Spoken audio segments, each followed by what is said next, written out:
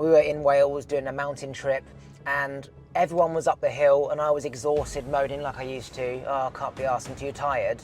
And then my teacher was recording all of us, and he was doing a voiceover, and it was recording me sort of flopping and moaning. And as soon as the people up the top of the hill saw something that was of interest to them, I fucking ran up.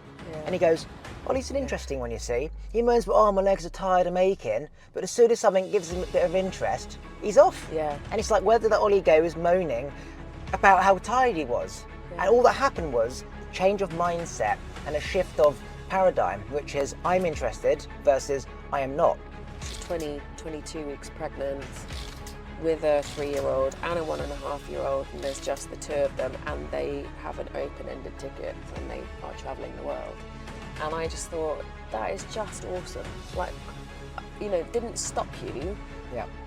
You didn't think, oh no, how can I possibly do that? I'm pregnant. She was absolutely owning it, and of course she was tired and, you know, had quite bad morning sickness, but she was like, I can either have morning sickness at home, you know, on the beach, wherever she lives, or I can have it on the beach and in a cool environment, surrounded by community in a way that the UK does not do. Yes. So just like if a squirrel mates another squirrel, you're going to get a squirrel, and if an acorn goes on the ground, you're going to get an oak tree. Yeah. If you've got normal people part of the system that go to uni and work for a corporation, right, call it government jobs to keep the system up, their children are only going to know that mum and dad do long hours a day, they've been to uni and they sit in the office and they work for a corporation. Now let's say that kid goes on TikTok and sees somebody doing a podcast and how they've made millions, and they decide to do that. Now that person who has a kid will see that mummy was a TikToker, a YouTuber, a podcaster, and that you can make money that way, right? Kids at school are not listening, they're on TikTok dreaming about being a podcaster or a YouTuber. So as evolution does its thing, everyone will start shifting away from the school system and simply just making money. And as a result of that, systems and structures will become outdated, they will collapse.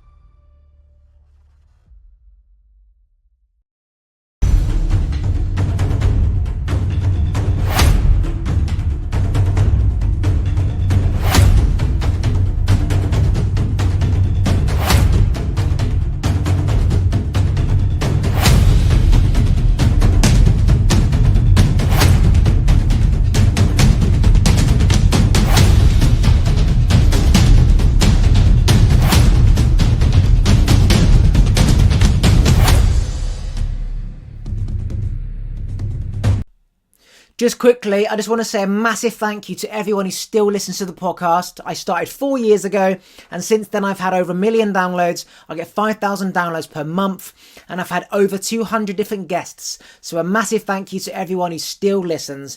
If you could please do me a favour, if you could rate and review the podcast, that would be amazing, because it helps get the podcast out to new, conscious people like yourself. And my goal is to awaken as many people around the world.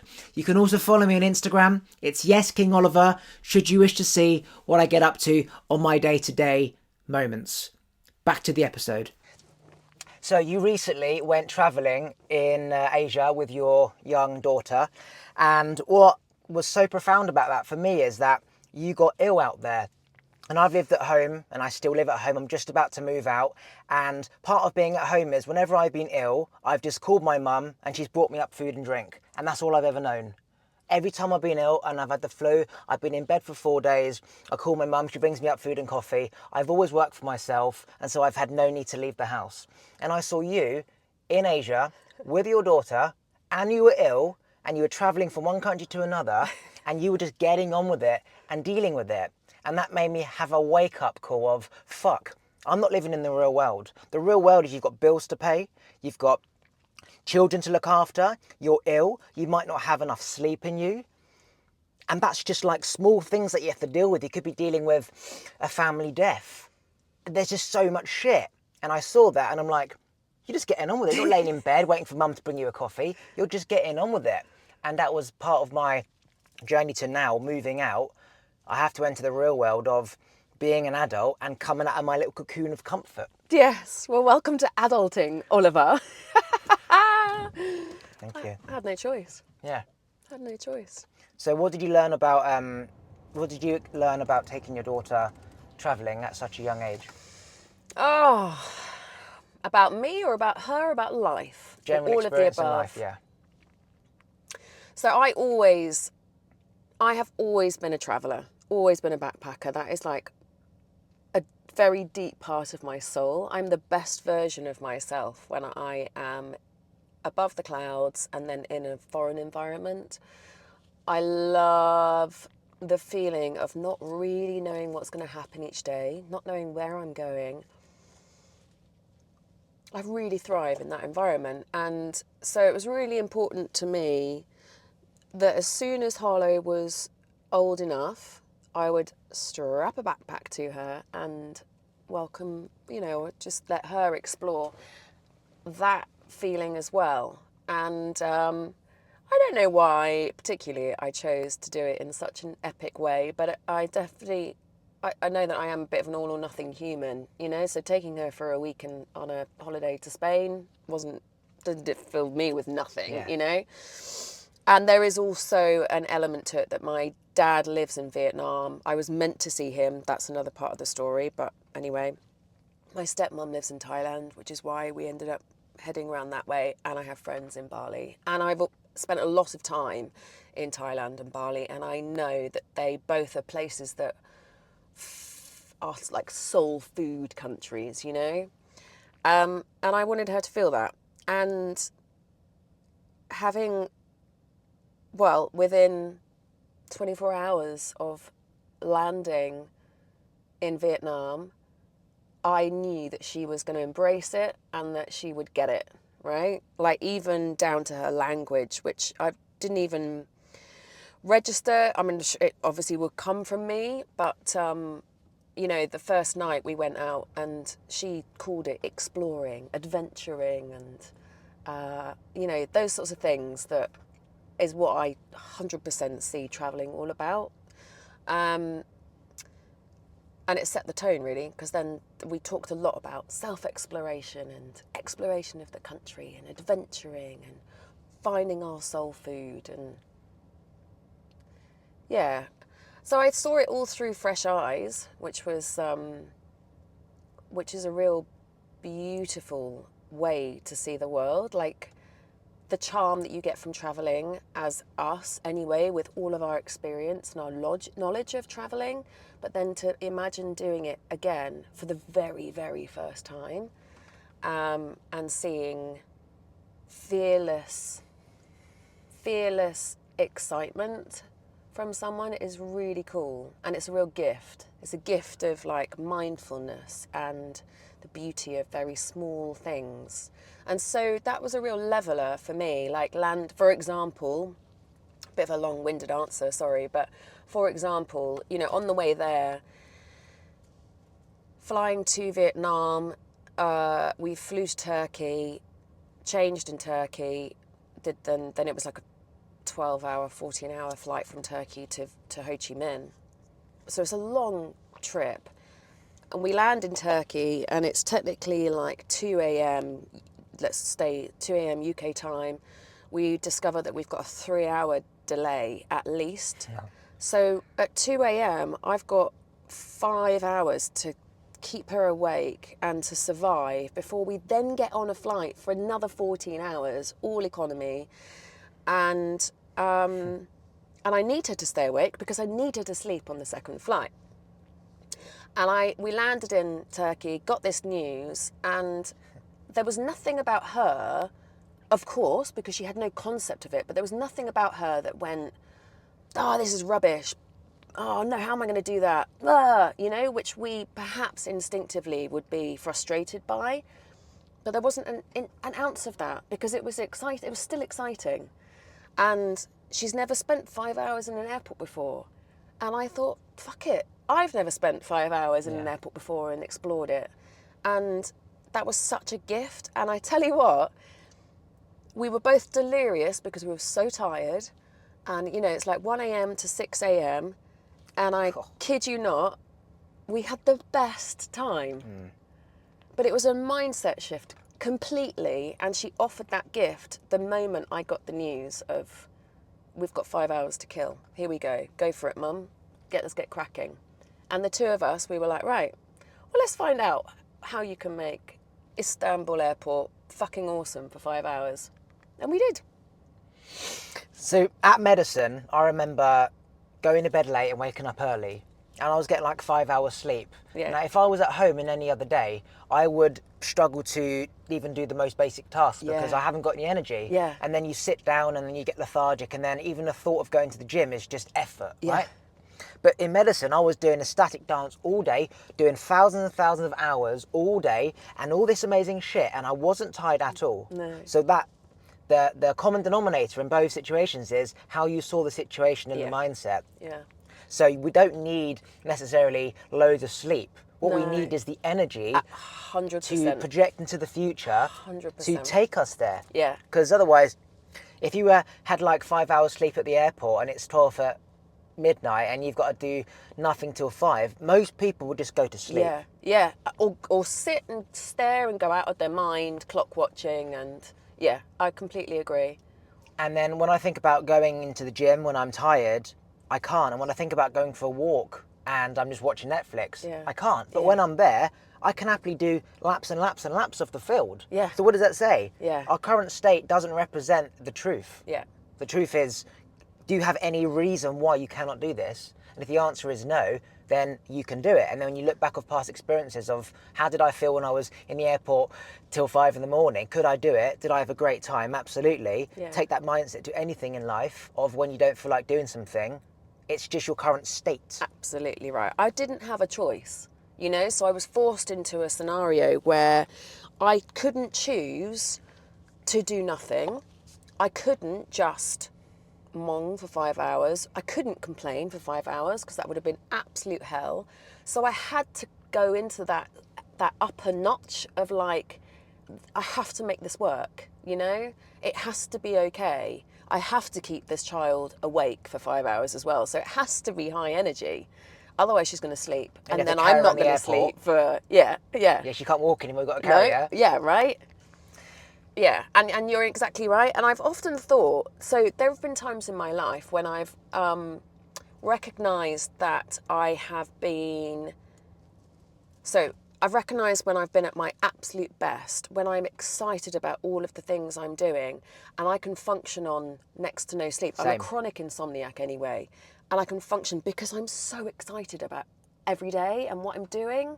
And the times that I recognise when I start going, ugh, I can't be bothered to do this today, or ugh, is actually because I'm just not living my life. I'm just, that's when I know that I need to start realigning, like fine-tuning, getting back into the zone. Your energy comes from enthusiasm, not just sleep.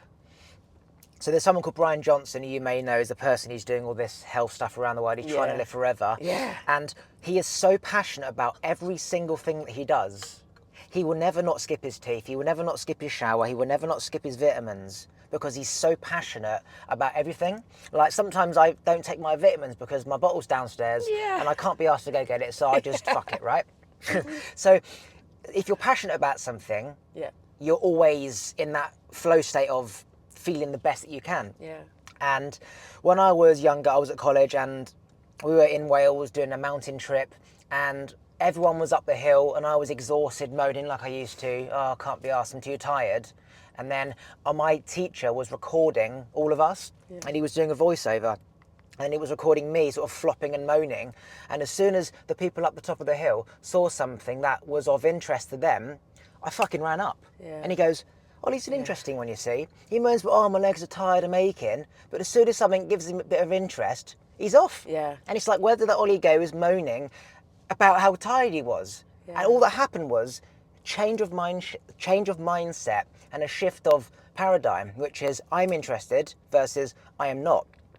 And essentially when you're interested, you create all the energy you need to move from this spot, the same as if we need food in the animal kingdom. We've got to be hungry to find food.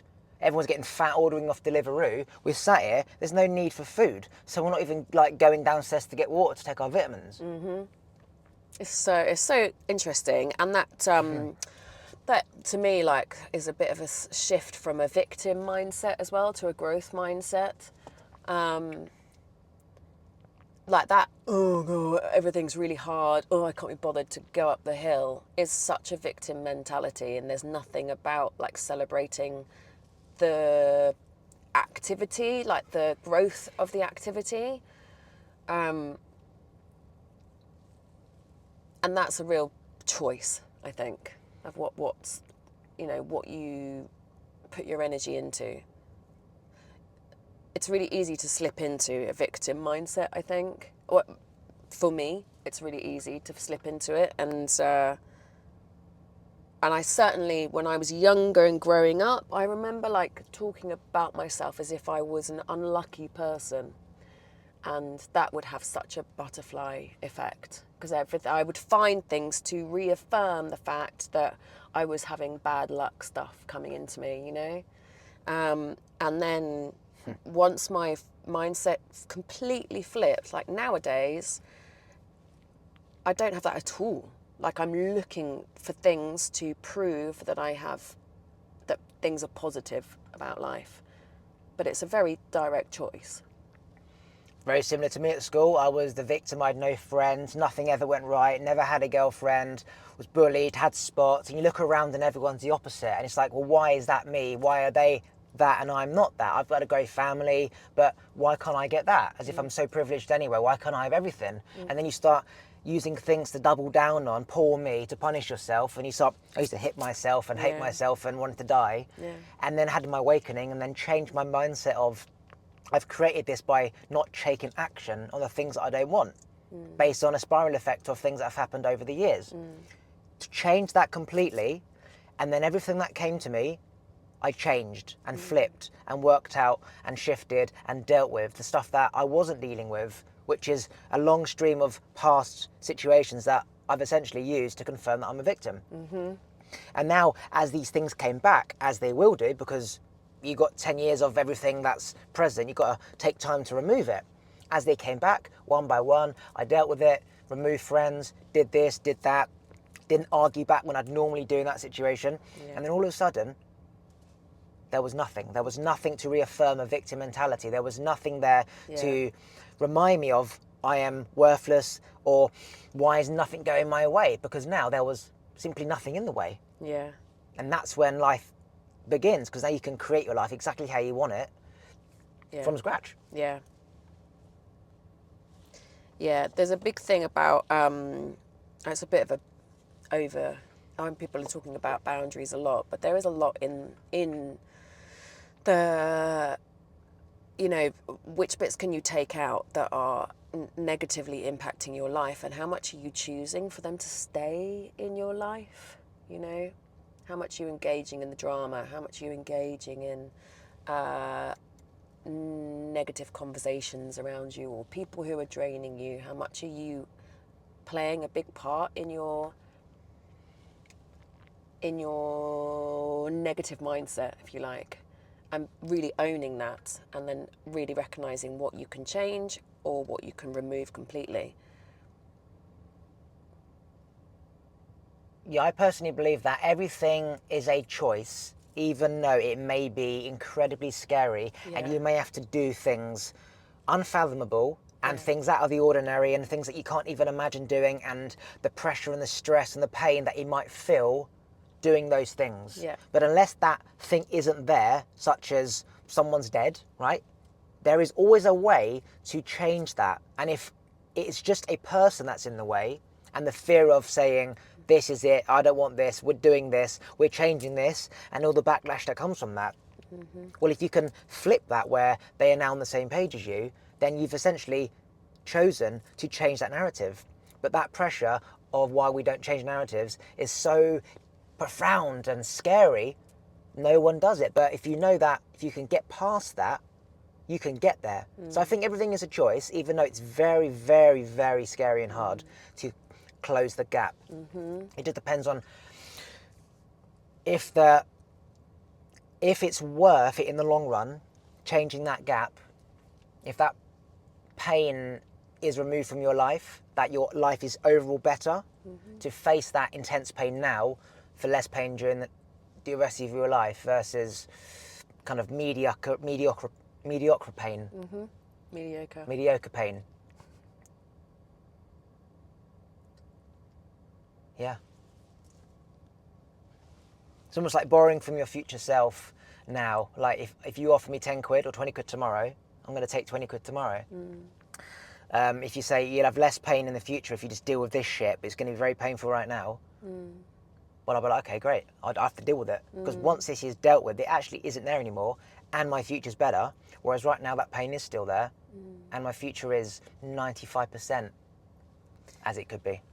And there's a real fine line, because I can really relate. So just before Christmas, I had a bit of a knockback with work stuff, and I sort of had to like really sit with it before I let myself panic about it, because when you're in that panic mode, that's when other things can start negatively spiraling, right? And so I was like, right, observe, this has come along, I imagine, like, say there's 8 pillars in my life, and, you know, work for me is a big pillar. It's also my income, you know, no money doesn't make us happy, but damn, it helps, right? And that pillar was doing this. And I was like, okay, so what's going on with you, Legui? What's making you panic? And then I, you know, obviously then I, like, with the work that I've done, I was able to go down deeper, you know, right the way down to sort of fear of rejection stuff and things like that, okay? And if I'd allowed that to take control of me, that pillar would have dropped. I'd have probably made really rash decisions. I potentially would have knocked that pillar down properly myself, you know? And then it would have affected all of the others, like a bit of a domino effect. And I had to really, like, actively take a step back and trust that I'm not being rejected. It is okay. There is still all these other pillars standing. There are other seeds that I can keep planting while I sort this pillar out. Everything's all right. It's okay. You don't need to worry. The world is not dropping down around you. But what I recognised is that thankfully, the fact that I was able to observe that happening within me before I went from happy to sad or happy to scared. And scared mindset is such a negative, like, it affects everything, doesn't it, you know?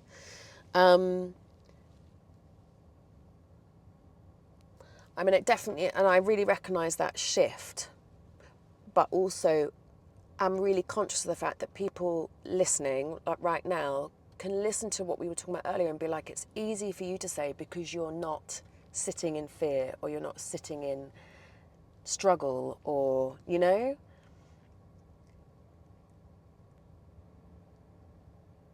That was a long-winded answer and I haven't concluded it, but I'm just hoping it makes sense. It does make sense. And what came to me is that my mum is in the middle of leaving her job.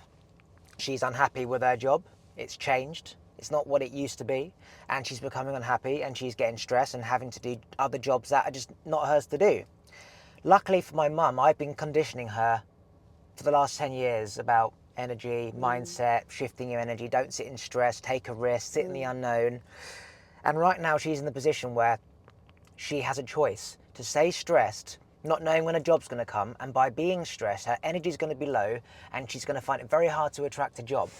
So every day I'm telling her, take a risk, quit your job, your energy will raise, you will feel less stressed. When your energy is higher, you can attract things. And the results are, it was nothing you didn't have to worry in the first place. Here is this new job. So she's been going through the transition of thinking it's going to get better. No, it's not. Fuck, I'm scared. How about money? Blah, blah, blah, blah. Yeah. And something came up on Facebook, and it said, like, when you let go, everything comes to you, which is what I've been telling her since she's ever known, right? So she came to me and says, oh, look, maybe it's a sign. I said, absolutely, it's a sign. It's probably the algorithm listening to us through the phone, but it's still a sign, right? Yeah. And then the second thing was she just looked in the newspaper and she saw a job that was like 80% her job, right? It wasn't quite perfect, it was 80%. That's the first job she's looked at. She wasn't looking for it, it just came to her. And she said to me, look, not even looking, and there's a job. I said, exactly, Mum. Now, if you just quit your job, you'll be happier than you are now. That's an example of the first job you've looked at is 80% right. Now, how the universe works is if you take a risk and let go, the thing comes. And I said, for me, whether I want a new phone, a new van, a new job, it's always the second one if it isn't the first one. It's just because I'm so aligned that when I let go, that thing comes. If it's not number one, it's number two. So hopefully she'll let go and a job will come. But sitting in this state of fear and stress of, I'm so unhappy, I want to leave, but I can't because of money, and then fueling that with nothing ever goes right and the boss is a twat. It's just you're gonna get absolutely nowhere apart from self-destruct, and then the rest of your life ends up being affected by that negative mindset. Yeah. Trusting it is so important. And I think it can sound very frustrating when you're in that place and you don't have that mindset. And it can feel quite unfair to hear that you just have to trust it and trust the universe and blah, blah, blah. And it's like, it's all good you've been able to do it when you've got no bills, you live at home. I'm like, it's the same energy law of attraction. It really whether is. I'm in a mansion or a homeless person, it's exactly the same. Yeah. And for me as well, it was the shake-up that I needed. So although the pillar didn't topple, and in fact the work didn't go, it changed, which was, actually hopefully will end up being for the better. But it was also the shake-up that I needed to start planting some new seeds, to start to thinking a bit wider than what I'd been thinking before, to think outside the box a little bit more, to start reigniting conversations that I've had in the past that I've allowed to fall flat, And, so many of us will talk about the fact that this time is about planting seeds. And I recognise that actually I've been a bit lazy. I haven't been planting, haven't been sowing because I've been comfortable. And actually, it's been an exciting time. But I could definitely have easily recognised what you were saying about your mum, have spiralled and gone, well, that's falling apart, and oh look, I've obviously got bad karma at the moment because that's falling apart too, and there must be something else I can find to reaffirm the fact that the shit's happening. Like looking every day in the same newspaper saying there's no jobs, and actually you should be going out and guiding yourself towards there to get a coffee, and then there's a shop there, and then you get another newspaper, and then it's in there. Yeah. Rather than, I'm never going to find a job, victim mentality. Yeah. It's like you need to move for the next thing to come. Yeah. And as you said about travelling with your daughter, you're in the unknown. Yeah. And that's where the best shit happens. So we know that the magic happens in the unknown, but yet in certain parts in our life, we don't want to go in the unknown because we're stuck and we're resistant. It's like, well, we know that the unknown's where the magic happens. And when you're resisting, that's the universe trying to push you forward, and yet you're resisting. Yeah. So it's like, we know, but we don't act because there's a difference between knowing and feeling. Yeah. And I really wish, I don't know what your education was like, but mine was very black and white, and it was, I don't know how old you are, but you're 32. Okay, yeah, so you're 10, 12 years younger than me. So I don't know how much it changed, but for me it really was like you do your 9 subjects at school, you tick those boxes, you get your grades, and then you go and you do a normal job. I was never going to do a normal job. No matter what school tried, they could not put me into any of the boxes. Yeah. And there was only one art teacher that said, you can just do you. That's okay. You'll make it work. You'll find a way of doing Alex, and however that looks, that is okay. But 99% of the people that I came across when I was younger tried to make me be somebody else to fit into the universe, Absolutely. and into society. And I really think that is such a negative thing for what we're talking about, because most people, unless you've been brought up in an environment or around people who have where the doors are all open, and you're around people that can help you enhance that side of yourself, then it's really hard to even imagine that there are other things. Absolutely. And I mean, look at what we're doing right now. You know, like loads and loads of people that I know, like through, you know, recent course that I've done, would never think that this was an option. You know, would never ever in their wildest dreams think that creating a podcast would be something that would ever be open to them. And, you know, we're lucky enough to be in that environment. And so our capacity for thinking outside the box is really wide. But people who do, quote, normal jobs and look in, you know, on Indeed or whatever for normal jobs, then yes, the pool is much smaller, isn't it? It's much harder. And I so wish that everybody was given that nugget of what is your you-ness? What things can you find that makes you employable or entrepreneurial or whatever it is, you know, that will help you find other stuff. So just like if a squirrel mates another squirrel, you're going to get a squirrel. And if a acorn goes in the ground, you're going to get an oak tree. Yeah. If you've got normal people part of the system that go to uni and work for a corporation, right, call it government jobs to keep the system up, their children are only going to know that mum and dad do long hours a day, they've been to uni and they sit in the office and they work for a corporation. So that's all they've ever known. That's the analogy of an acorn's going to create another acorn tree. Those people, I think, are always going to be in that structure unless someone somehow in that structure changes. Now, let's say that kid goes on TikTok and sees somebody doing a podcast and how they've made millions and they decide to do that. Now, that person who has a kid will see that mummy was a TikToker, a YouTuber, a podcaster, and that you can make money that way. And now you see in that industry you can do it with so many other things online. So now that generation has changed. What's happening is that people are seeing all these alternative ways of living and making money, that the school system is just becoming extinct, right? Kids at school are not listening. They're on TikTok, dreaming about being a podcaster or a YouTuber. So as evolution does its thing, everyone will start shifting away from the school system and simply just making money. And as a result of that, systems and structures will become outdated. They will collapse because without workers working for them, there is no workers. And instead, they'll be like AI, and people will be creating the AI instead of actually working the jobs. But eventually, corporations will go out of business, and then we will start coming home and coming back inwards. And online, there's so much stuff about healing and mindfulness and sleep and meditation and health and diet that will become more of the narrative. And I'm already seeing loads of people I know not on Instagram. And the more people that do that, the less the corporations can make through advertising, which means if there's no social media platforms, we can't go on it, which means we're having these chats, which means they go down and we're left with essentially just humans again. Yeah. And that's where things just rebuild. Yeah. But from small tribes going out versus huge, massive tribes and going down. Yeah. God, it's interesting, isn't it? You can see that shifting. It really is. Absolutely. It'll be really interesting to see, you know, how this AI movement and what it does.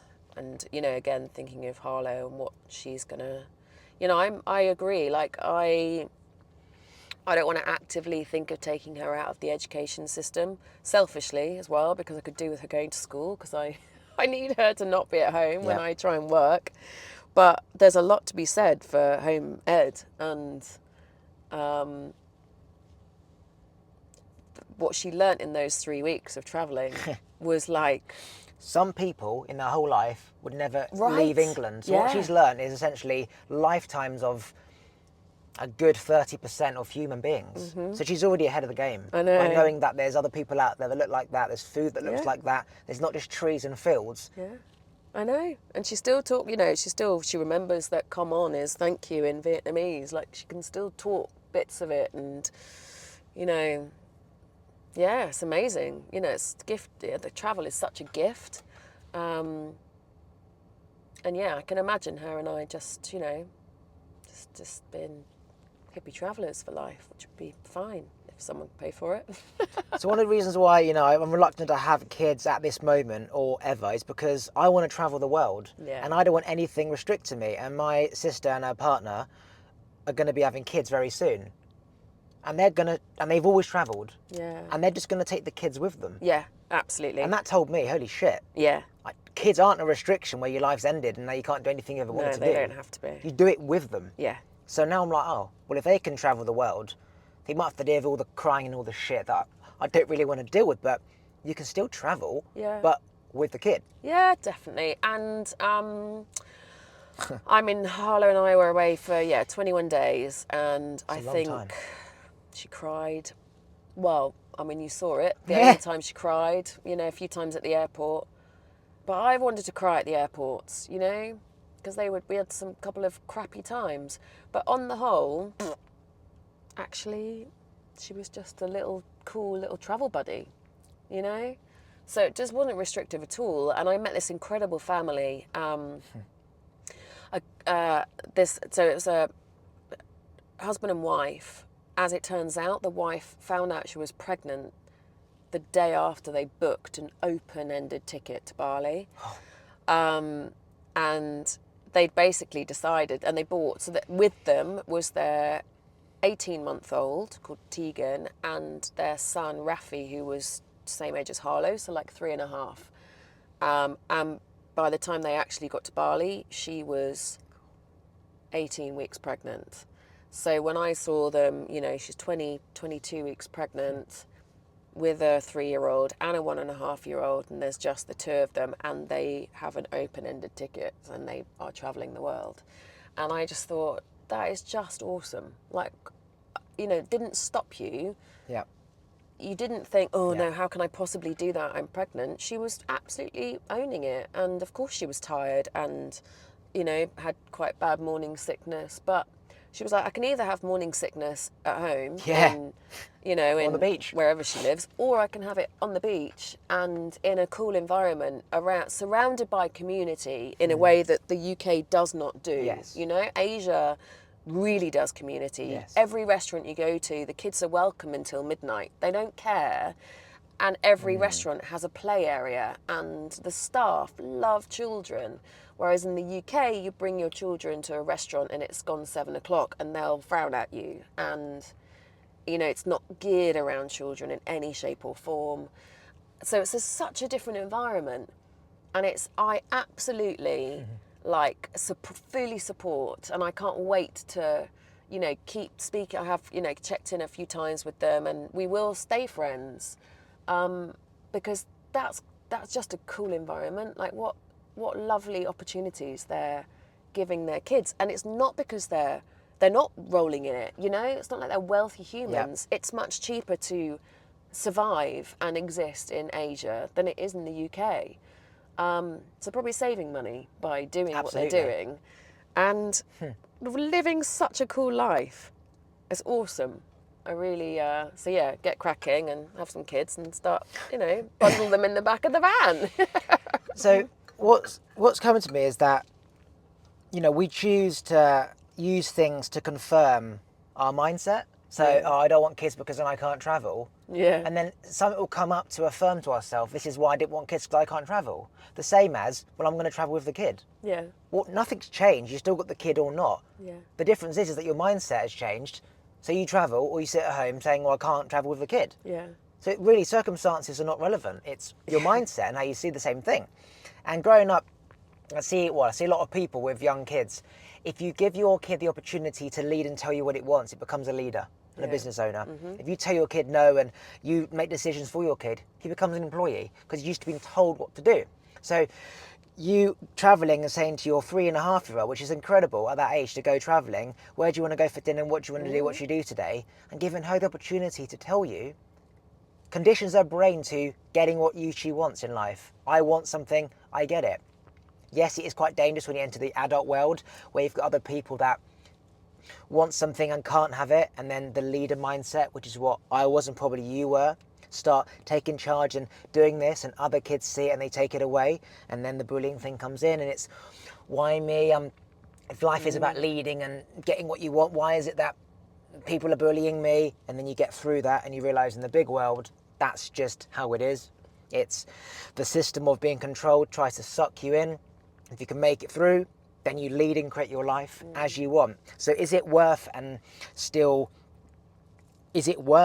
giving your kids the opportunity to lead and tell you what they want, even though there's going to be a patch where they're going to struggle? If they get through it, 100%. Yeah. Otherwise, you're a robot. You get disease when you're older because it's just all this suppressed energy of following and not expressing, because just work for the system. And as a result, I think your daughter will be somebody who is a leader in life, because from such an early age, you get this time to say what you want. Yeah, completely. And, you know, don't get me wrong, as you saw, she wanted to play with her dolls. It got a bit mind-numbing. But she didn't care the environment. And it's not like she actively said, I want to go and spend my day in a kid's environment. You know, I don't want to go and... I mean, yeah, we had a couple of days, you know, where we went to sort of soft play cafes and things. But they're nothing like the UK ones, which really are like kid oriented, you know. They're not like that. But as long as I was willing to dip in and out of her wavelength, it didn't matter where we were. So we were able to be in an environment that suited me. You know, a restaurant or a dog cafe, cat cafe, they're not children's places. Of course, they're going to appeal to children, but it appealed to me just as much, if not more, probably, than her. And as long as I'm able to dip in and out of her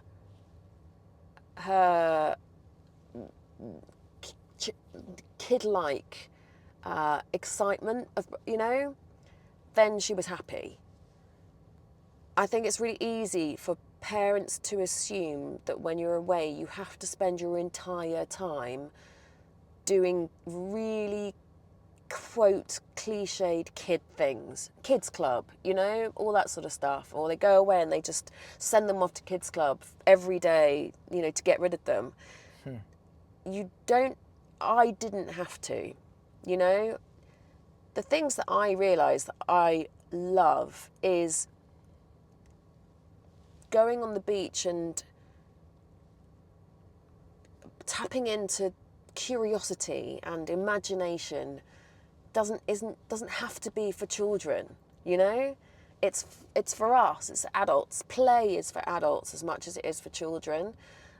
So it doesn't have to be babyish. And as a result, hopefully she won't see it as babyish. It won't be something that she wants to get rid of. That play is something, imagination, curiosity is something that you need to have until you're dead, you know? But so many people associate it with children, irritating, something that we don't want to be around, get them away from me. And it doesn't need to be. So that comes on to not losing your inner child. Yeah, definitely. We become an adult, we have a kid, it's like, right, I've got to be an adult. I can never be my childlike self again. I can't have fun meowing at cats in the street when I see a cat. Yeah. Or I can't just do my childhood stuff. And it's like, well, if you were a child and you did it, and your kid's doing it, and when you're playing with your child, you're probably going to be coming down to their level and doing all the imaginary stuff with them. Okay, take that child away.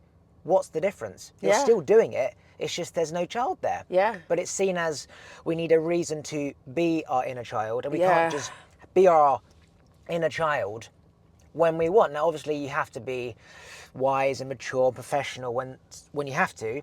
But being my inner child is just living life in the most funnest way possible. And children are able to live their lives so much funner than the adult because they don't have the adult real life dependencies that the adults have. Yeah. They have no idea what mum and daddy have to deal with and do. They can just play with their toys and life is great. Yeah.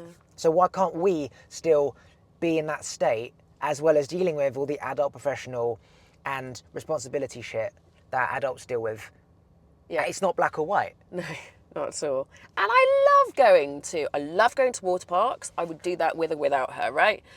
I love going to, every weekend we go on an adventure somewhere. I love the fact that I've got an excuse to go. It's stupid that I need an excuse to go, right? And I don't really, but it's an enhanced excuse. And it's a reminder, like we did 3 nights of Panto a couple of weeks ago. That was so much fun. I love going to theatre. I love watching people perform. And she was like so excited to see it all and to meet the cast. Well, so was I. That was great fun. If I didn't have her, would I have gone to Panto 3 nights running? I doubt it. But that's the point. But Like, we why don't not? need a reason to do it by no, ourselves. exactly. Yeah. People think you can't go to cinema. Oh, I unless you've got a friend. know. I know. Says who? Why? Yeah. So going to cinema on your own is great fun. Yeah, we do. And we do loads of those things. And it's cool. And I wish I'd learnt that gift a little bit more. Like, I definitely have never been someone to conform to normality. I've always been very childlike. But I sort of regret not doing it even more when I didn't have a child, you know? Even like every single time I see a flipping line, I won't tread on it because you can't tread on the lines, Oliver. It's not allowed. The floor is lava, right? You cannot step on the black lines anymore. and I do it now without her. I find myself like thinking, what would Harlow be doing? We'd be doing the steps, we'd be jumping the line. Well, great, let's keep jumping them. And how does it make you feel? Great, it's great. When you're imagining that and she's not even here. Yeah, love it. It's fun. So you take that energy and that feeling and that's yours. Yeah. And there's no one around you. You create that within yourself, imagining a stupid line with lava. Yeah. Well, if life is about feeling great and feeling happy, then we should be doing everything that we need to do to feel happiness. And if we need external things, then great. But the whole point is learning to come home where we can create this feeling in us whenever we want to, because it is within us. Yeah. There is an amazing psychologist called Donald Winnicott, and he talks a lot about the importance of your inner child and finding play and stuff. Great book. I can't remember what it's called. I'll let you know. But it's, really important. And it's very infectious. And it actually goes back, I think a lot of the stuff we were saying earlier about the positive, the growth mindset, the energy that comes with that is very similar to the energy of children, of that, the natural curiosity and the innocence of not knowing the threats of the world, and not knowing what it's like if you fall or whatever, is a very good, very strong energy. We're layered with fears because we don't want blah blah to happen again in life, and therefore we don't risk to jump. Yeah, it's like children they live in the unknown and they risk and everything works out fine and everyone's happy. The only difference is with adults is that they've got potential consequences. Yeah. But if the outcome is the same based on just being in the unknown and knowing it's all going to work out, then if somehow we can remove the consequences of what could happen and just take what happens when you're in the unknown, everything happens in the unknown, and just remember that is where the magic happens. And then once you get used to that feeling, kind of nurture it and remember, last time I felt this scared because of this didn't go my way. So now if I forget the worst case scenario and just sit with everything always works out, I don't know how, but it all works out, then you realise from past experiences that it does work out, and that's what you hold on to, not the fear. Yeah, and if you're still here to think about what happened last time, then you survived it. Like, that is the worst thing that could happen, is that you don't survive it. Yeah. And if you survive it, then it means you've gone through, you've learnt the lesson from it, or you're learning, and you've gained another shed load of resilience. Or you've got a great story to tell. Yeah. Anything you want to promote or plug? Mindset Unlimited Festival probably is probably the most sensible thing. So I run a company called Mindset Unlimited, and we have a wellbeing festival that is on the 21st of June, summer solstice, in Wokingham. And we also start the first of a series of unfiltered sessions, which our first one is at South Hill Park in Bracknell on the 1st of February. And that is a day of, it's a workshop day. It's got a panel. It's all about unlocking your positivity and your power. So we've got a panel, we've got a headline speaker, and we've got a sound bath and some reflective journaling in the mix as well. Yeah, I'd say right now that's the most important thing to be pushing. And if you had one day left to live, what is one thing that you'd tell the rest of the world? Trust the universe and plant the seeds. And stay like a child. Thanks for listening. If you like this episode, please remember to subscribe, turn the bell notifications on, like the episode, and comment below. And if you want to follow me on Instagram, it's YesKingOliver. Take a look at the other videos to your side. And if you just want to listen to this podcast, you can do so on Apple and Spotify and most other platforms by going to talkwitholiver.com.